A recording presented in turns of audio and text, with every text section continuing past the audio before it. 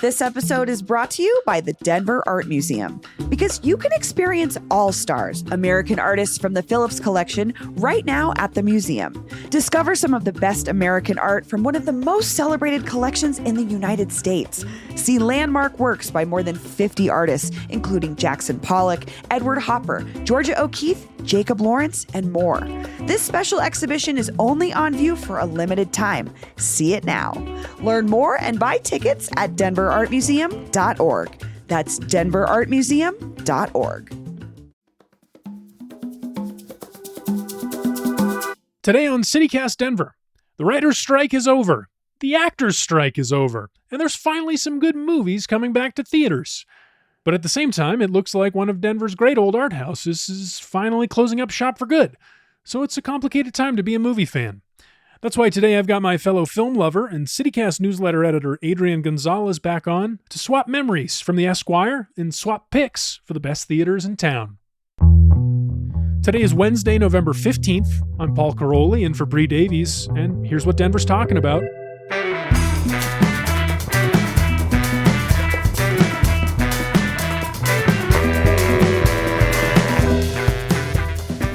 CityCast newsletter editor Adrian Gonzalez, welcome back to CityCast Denver. Good morning, Paul. I feel like it's been a while. It has been a while. It's great to have you back on the show. Great to be here. Well, Adrian, I knew we had to talk this morning because movie lovers like us suffered a major blow this week, though perhaps not an unexpected blow, with Business Den's report that the owners of the Esquire Theater, one of Denver's oldest theaters, built in 1927, plan to close the place for good. This is news that has been kind of, like you said, it's not unexpected. We've been hearing about, the cinema has suffered a couple of different. There was a big flood, I believe, in 2018. They put it up for sale. No one bought it during the pandemic. In like the early days of the pandemic, it was like 2020. Mm-hmm. They just were like, we don't know when theaters are going to come back. They put it up for sale, and I think it was the article that I read said that the marketing firm that was working for them was the one that actually bought it. Huh. And that lease looks like it ends in July or June of 2024 of next year. And that's when the property will be renovated. It'll be turned into businesses, like a mixed-use building. I saw that. That was so weird to me, because they said they were going to keep the sign, the iconic Esquire sign out front. Yeah. But it's going to be on like a restaurant and like offices and like, I don't know. It's going to be so weird to drive past 6th Avenue and see that. It's one of those things that hurts. I kind of like that they're keeping the sign, but something about it just feels like rubbing salt in the wound. Like, I'm going to drive by and just remember how old I am and, dream about old Denver. Yeah, this is an old Denver moment for me. This is one of my places. It wasn't my favorite theater. We'll talk about those in a few minutes, but this was an important place to me. I think it's a very good theater, and I look forward to going back before they close for good. How about you, Adrian? Was this a place for you? I love this place. I lived in Cap Hill for a few years when I first moved to Denver, and this was actually, I think, the first like movie date that I ever went on in Denver was at the Esquire Theater. And it was just, I also love self dates. I mean, I love just going to the movies by myself, getting a bag of popcorn, and sometimes I would go for the popcorn and just hang out and see what are you playing? I'm going to go in here. So it's a place that I've been to over the years, and certainly going to miss it. I loved it when I lived in Cap Hill as well. And I think maybe we're getting to something with that. Like, to have a movie theater in one of the few walkable neighborhoods, like what a great just part of you could really build a life around that place. I remember seeing Phantom Thread, the Paul Thomas Anderson with, what's the guy's name? He's like the greatest actor. Daniel Day-Lewis as the dressmaker. Such a great movie. But then like going with friends and walking down to Don's afterwards and just sitting and like hanging out over some drinks and like talking about the movie. I loved that. Like that's not replaceable. Yeah, I didn't even really think about that because, just up the street in Congress Park, you have the C Film Center. There's not a lot of places walkable where you could go see a movie and then walk down to somewhere like Don's and get into debauchery and fight about the movie. Yeah. Well, see, up in Congress Park, like you mentioned, the Mayan is over on Broadway. And then, so here's my question for you, Adrian. Someone was speculating on the Denver subreddit about why this closed, why the Esquire closed. And they were like, ever since the AMC moved in at 9th and Colorado, kind of like triangulating with the C and the Mayan, that the Esquire couldn't compete because their blockbuster movies are also being shown at the 9th and Colorado, whereas the art house stuff is also going to be at the C or the Mayan. And those are little bit more comfortable. Yeah, and I think this things like this tend to be a little more complicated than that, but that's certainly a big piece of it. I think having a big movie theater, and one of the things that came out of the pandemic is a lot of those bigger movie theaters showing some of the art house. So you're seeing like A24 movies at the new AMC, which is something that was not that common back then. You would go to a place like the Esquire to see something like Phantom Thread, although that one was a little bigger. So maybe something a little more art house, and then you go to the AMC for superhero movie, something more mainstream. And so, shortly after the pandemic, this is something that changed a little bit. And so it's hard for a regular moviegoer that's maybe not a big film lover, doesn't know about art houses, doesn't necessarily care about that. I just want to go see a movie.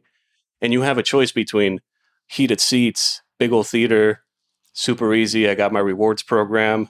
They know my name versus, maybe less comfortable seats, harder showtimes to find.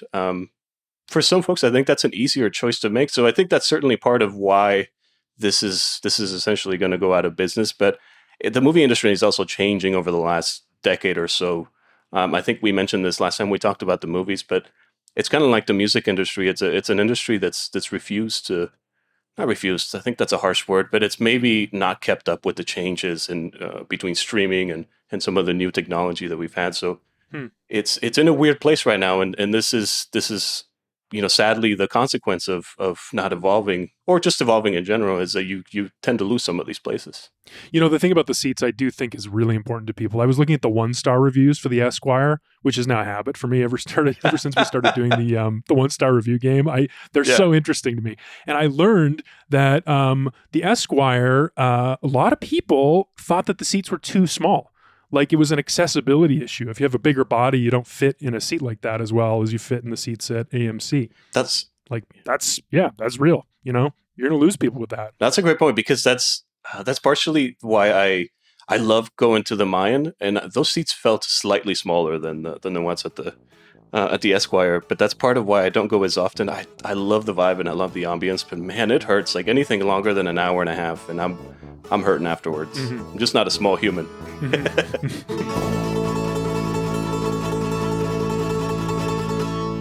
All right, well, let's start talking about some of these other great theaters that we still have and still celebrate. So we broke this down into categories. We're going to talk about some of our favorites, swap some memories, some recollections. Best food and drink options. The movie theater with the best food and drink options, Adrian. What's your pick for this category? I feel like you tricked me with this one. This one hurt me. It hurts my soul a little bit as a cinephile, right? There's a snobby part of me that hates this system, but it's hard to fight. It's hard to argue with the Alamo Drafthouse. There's something, I think in some part of me loving cinema as much as I do, there's some part that's like, don't ever talk to me. I can't even go pee when I go see a movie. I want complete silence. But dude, to just get a pizza and a beer at your seat and I don't have to get up and miss any of the movie, it's hard to argue with that. It really is. It's like a genuinely new thing. I think people don't give them enough credit for coming up with like a new business model for a movie theater and a new type of experience that is very good. Like the superior food and drink program, the fact that they'll serve you in the theater, the fact that they're super aggressive about lights on the phone, and I mean, we'll talk about it later, but the pre-show entertainment, they just have something going on. They're building one in Glendale, maybe a 10-minute bike ride from my house. It's going to open in the next couple of years. I am so excited about it. Paul. So excited. So whenever I see you're out of office, I know where you'll be. A little midday movie. And the honorary mention, I just want to shout out. Yes. Like on a daily basis, I had the popcorn at the Sea Film Center every day, like almost every day for lunch. And it's by far the best popcorn in town, I think. Is that how you're disclosing you used to work at Denver Film? Yeah, unbiased opinion here, but I've had the popcorn at just about every movie theater around Denver proper, and it just can't compete. Well, the Sea is actually my pick for food and drink options as well. I'm not really like a big snacker at the movie theater, I got to tell you, but it's like I love having a little bit of alcohol in there. I will spend too much at the bar at the movie theater on like the Indiana Jones themed cocktail, which was terrible, or whatever. But the Sea has a great bar. The Sea has a great bar. Yes. I remember going there, getting like a gin martini, having it in a nice glass, like a proper glass, and they're not going to give me plastic to take in. And going in and sitting in, I feel like an adult at the Sea Film Center. I really enjoy that. I love that they have that bar. And I should call our friend Keith and tell him to put that on the like on the sign and on their marketing materials. I feel like an adult at the film center. All right, Adrian, let's move on. Yep. Let's move on, Adrian. All right. This episode is brought to you by Denver Botanic Gardens. Because Blossoms of Light is coming up. The annual holiday light show at the garden opens this Friday, November 17th, and runs through January 1st. Don't miss the ever-changing display of light and color with a massive animated tunnel of lights, illuminated water features, and lightscapes synchronized to music, plus holiday treats and warm drinks for purchase. This show is illuminated 100% with LED lights because Blossoms of Light aligns with the garden's core value of sustainability.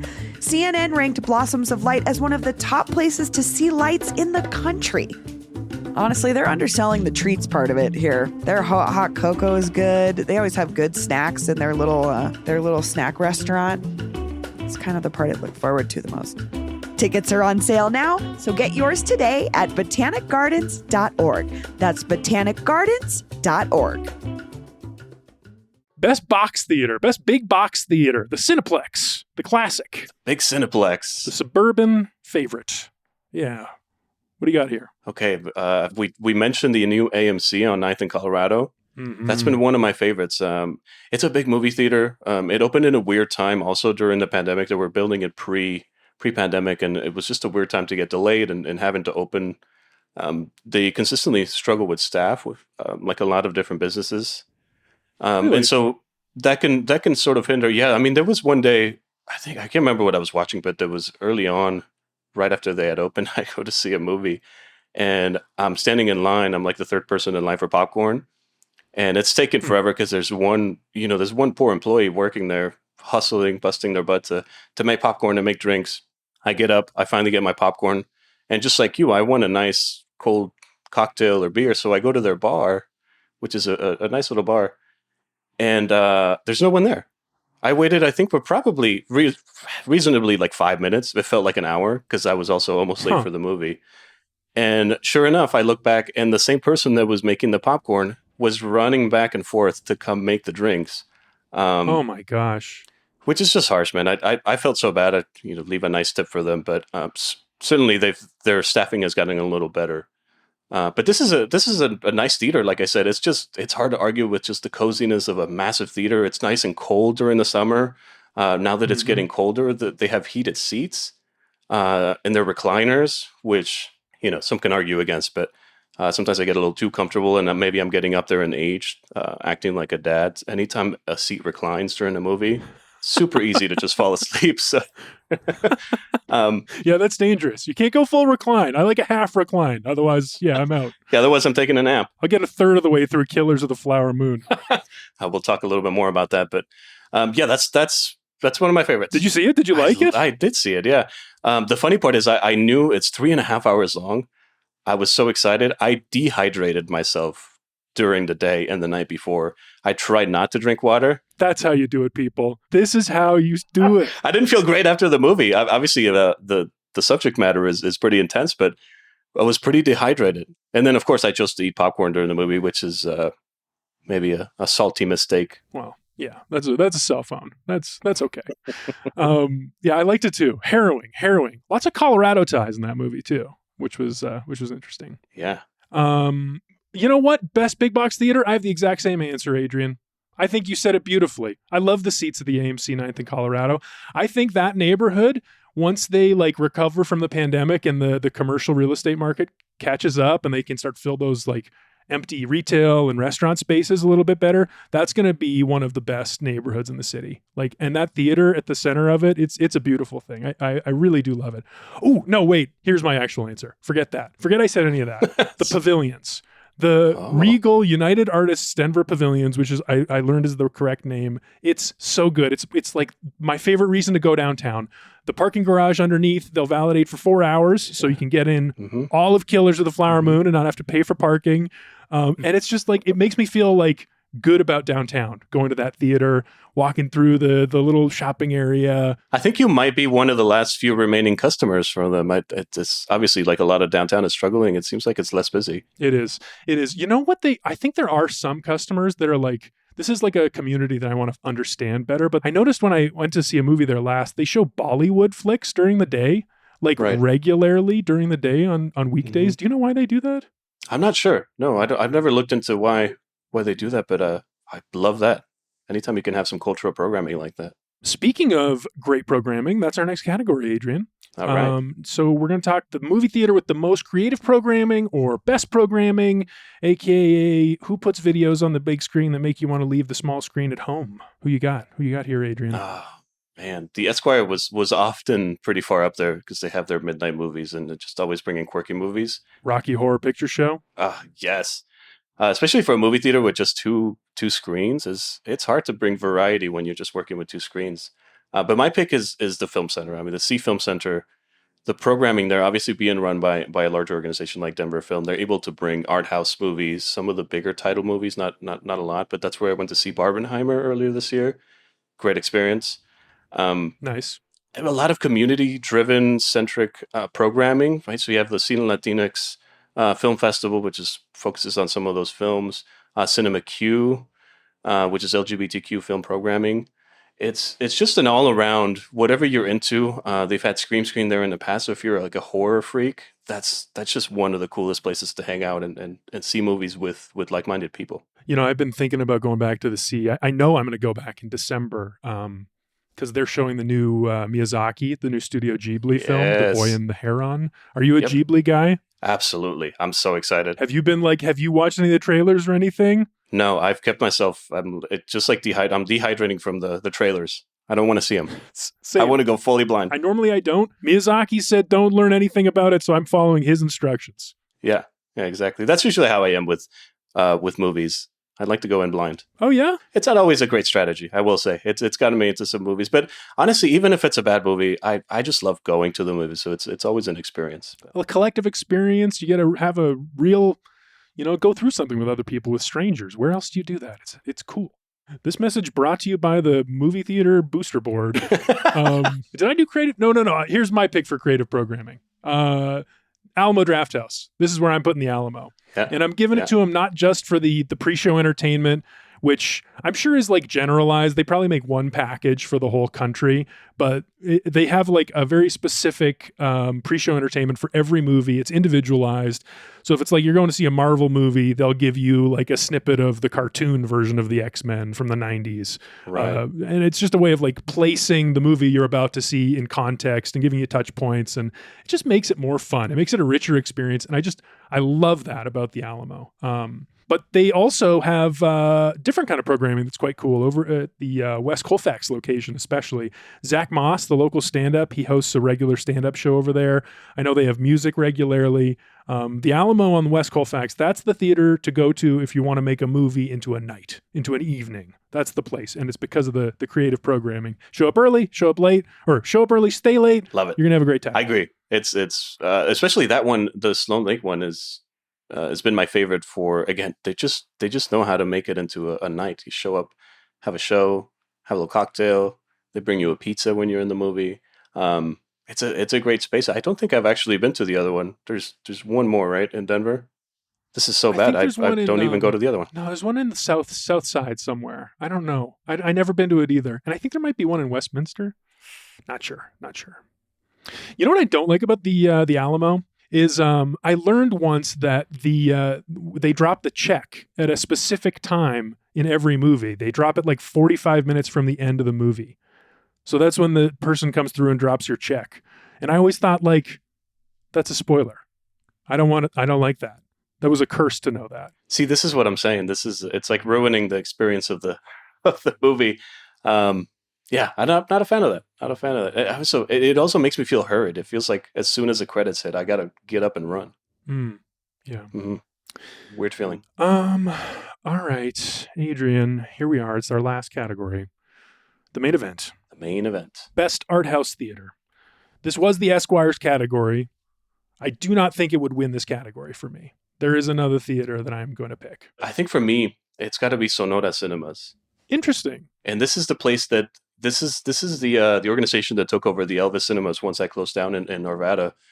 And what they do is they bring programming, mainstream programming, and some art houses, some classics to bilingual audiences, so English and Spanish speakers. So they'll have big movies with either Spanish subtitles or Spanish dub, and they'll bring Spanish language movies, which is cool, especially in a suburban place like Arvada. This is a place where obviously the Latino population is huge in Denver and around Colorado. But to be able to go, if you're a bilingual person or family, to be able to go see a movie and experience it the way that feels most true to your heart, I think that's just priceless. We should get out there. We should go see a movie there. Absolutely. I wonder what they're playing. All right, Paul, tell me what yours is. My pleasure. I thought we were going to have the same pick, but I'll just be out here on my own talking about the Mayan Theater. Clearly, not just the best art house, but the best theater in town. I mean, by a mile. It's gorgeous. Hot take. Anyone who's, I know, right? It's like the Mayan is a good place, but it's it's a real take is what it is. It's the truth. Yes. Anyone who knows, anyone who's driven past this place on South Broadway, they'll recognize it. It's a historic landmark. It's the classic Art Deco Mayan revival style. Opened in 1930, 3 years after the Esquire, but much more beautifully. It's just like, I mean, there's got to be a few hundred seats in that main auditorium. They took the top deck and they split it into two smaller theaters, and I do not like those as much. I will always, I'll always check and see what's playing in the big one, and that'll sway my decisions a little bit. But I like the bar upstairs. I like the Walgreens next door that sells the same candy that they sell at the Mayan. What are you saying, Paul? Are you advocating for sneaking candy? What do you mean? What are you talking about? It's a small business. I want to support. The Walgreens? Yeah, I mean the Mayan's the best. The Mayan's the best. Do you love the Mayan? Do you have good feelings for the Mayan, Adrian? I love the Mayan. I have so many good memories, and I tell you what, every time I walk by it, I can't help but take a picture of day, night, sunset, nighttime when the lights are on. It's such a beautiful theater just sitting outside. I just want to take a picture of it. And it's again, other than the seats, particularly in the upstairs theaters, the downstairs is not so bad. They're a little bit roomier. They're quite not as big as they should be, maybe. But I think the last movie that we went to see, me and Joanna went to see a midnight showing of Con Air. Oh, nice. Which is just, I mean, as a Nicolas Cage fan, Con Air is just a classic, man. It was, and it's such a great vibe when you go to a movie like that because everyone was screaming, laughing, just like waiting for the punchlines. It's such a great experience. That's what the Mayan was built for. Yeah, that's exactly what the Mayan is for. Well, the Mayan, in case anyone knows, the historic landmark thing I mentioned, but it is a great story.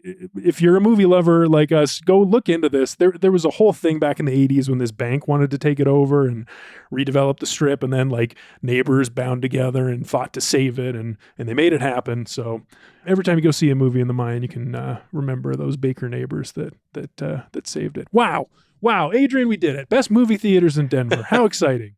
What's the movie this fall you're most excited to see in one of these theaters? Oh, there's so many. Obviously, The Boy and the Heron we mentioned. Napoleon, Ridley Scott teams up with Joaquin Phoenix. I mean, that's just an epic one. Poor Things. This one stars Emma Stone. It's a film by Yorgos Lanthimos. It's just like sexual debauchery, which is just, I'm very excited. The Holdovers, I will mention too. It stars Paul Giamatti as just like a curmudgeon professor. The role he was born to play. Yes, I mean it's Paul Giamatti, and it reminds me a little bit of Dead Poets Society. It has like an 80s feel, I believe. It's set in the 80s. That one looks very exciting. So so many movies. I can't name them all, but those are some of the ones I'm excited to see. You had me in Napoleon. That's the one for me. I know I'm going to love it. Yes. All right, well, Adrian, thanks so much for joining me. This was fantastic. Thank you, Paul. This has been great. I'll always love to come on the show and talk about movies. You can do this all day. And listeners, we want to hear from you too. What's your favorite movie theater? Do you have any memories from the Esquire? Are you going to miss it? Are you celebrating its demise, perhaps? Leave us a voicemail or send us a text with your take on the best movie theaters in Denver. That phone number is 720-500-5418. Again, that phone number is 720-500-5418. That's all for today here on CityCast Denver. If you enjoyed the show, why not take a minute to tell Yorgos Lanthimos about us? Rate the show wherever you get your podcasts and subscribe to our morning newsletter, Hey Denver, and learn more about us at denver.citycast.fm. We'll be back tomorrow morning with more news from around the city. See you then.